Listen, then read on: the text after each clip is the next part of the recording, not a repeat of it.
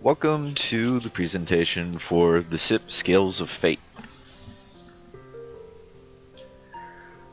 For first off, the style choices for the game are going to be a third-person controlled wraith-like figure that is moving completely indifferent to the world around it and able to directly affect the probabilities of a given event occurring.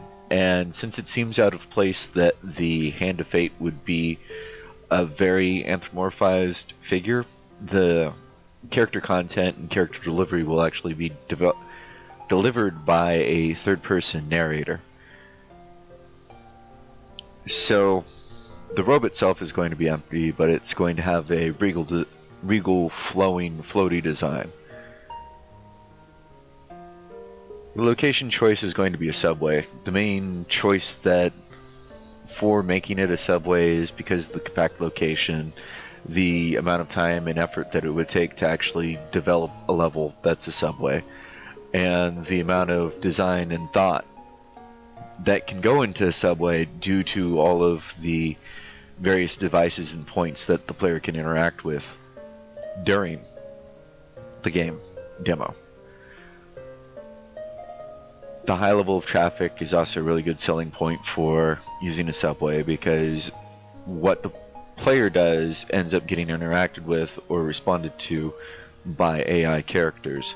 So having a subway and having a sensible level of why there would be that traffic, and the tight utilitarian nature of the subway also makes it so that the subway itself can be developed rather quickly.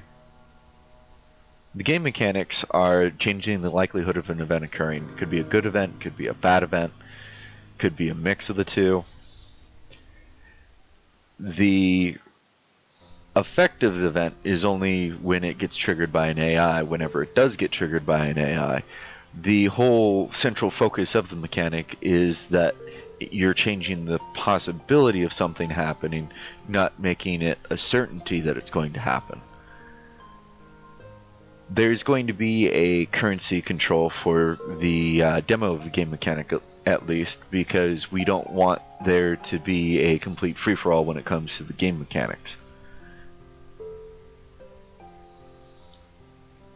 The player is also going to be able to carry this currency around the level rather than having a non-fixed volume of currency.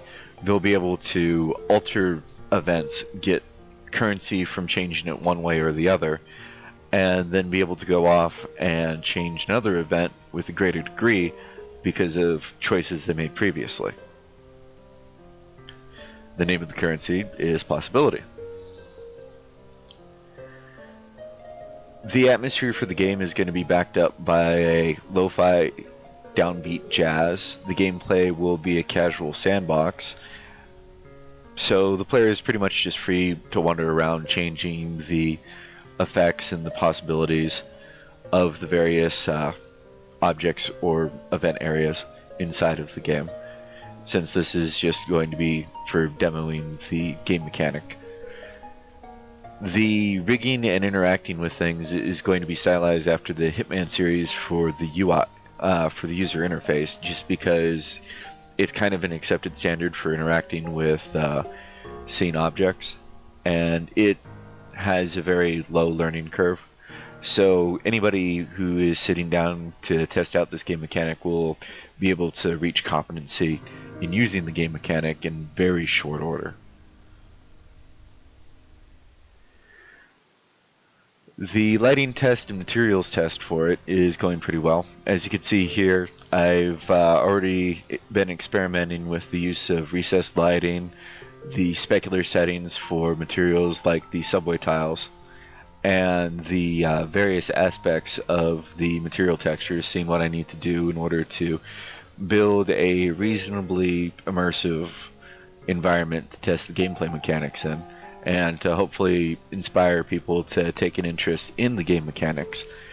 I'm using Unreal Engine 5, which is still a very much prototype game engine during this test, so there's a number of things I want to test out in Unreal Engine 5 to determine if I need to make a pivot, and to be able to make that pivot in time if Unreal 5 proves to be too unstable or not necessarily well fleshed out enough for the SIP project, I need to know ahead of time so that I can make a pivot.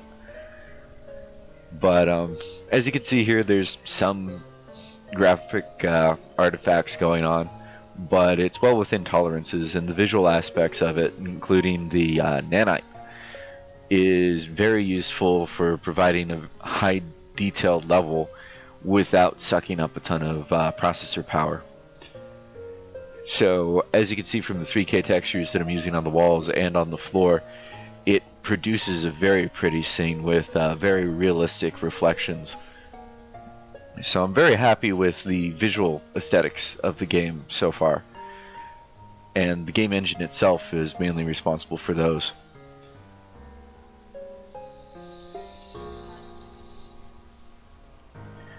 Thank you for your time.